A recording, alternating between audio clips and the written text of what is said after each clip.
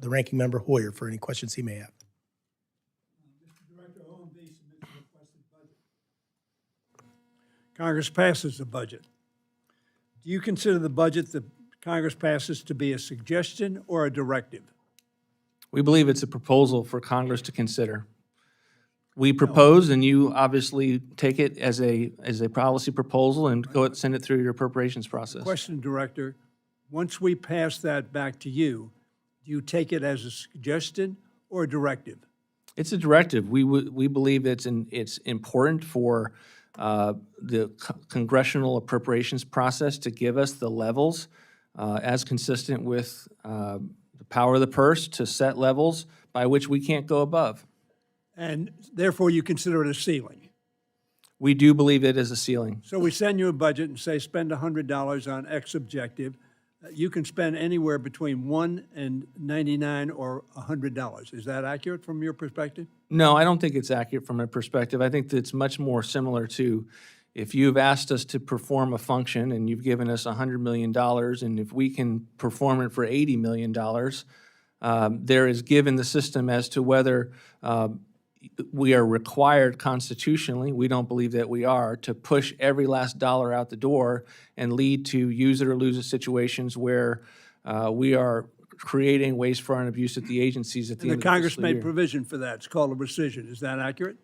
There is one tool that Congress, as one of many tools that Congress has given to deal with that scenario. The other tool is the unilateral judgment of the President of the United States and or yourself not to spend? No, I was actually referring under the ICA to normal rescissions, deferrals, pocket rescissions. There's all manner of provisions in the ICA in addition to just the agency doing the work that it does programmatically to review whether the spending that Congress has appropriated to an agency within the consistent with the law, authorizing committees is there and can be done consistent with the president's views as he was elected on behalf of the American people. Thank you. Do you believe you have traumatized the people at OMB? No, I don't. So, notwithstanding that, did they also get the letter sent to 2+ million people? They did. Was a judgment made as to how many of the people at OMB were absolutely necessary to do the job you now want to expand? No, and in fact, No judgment was made on that. so as it pertains to the letter that you're referring to, it went out. I believe it went out before I was in office as the director, and I don't think we lost very few at all. And my hope was that we wouldn't lose anyone from the deferred. But you lost a substantial amount throughout the government service without any understanding of how critical their work was to the task at hand. Is that accurate? Well, again, it was based on their choice. Is that accurate? I don't think it actually is accurate because the decision was made to give the employees the chance to make that determination. I don't think it was done lightly, and I think those employees thought long and hard about whether it made I sense. agree, it wasn't done lightly. Obviously, it was considered blitzkrieg on the entire federal government. But nobody knew whether or not critically important people were going to take that or not. Isn't that accurate?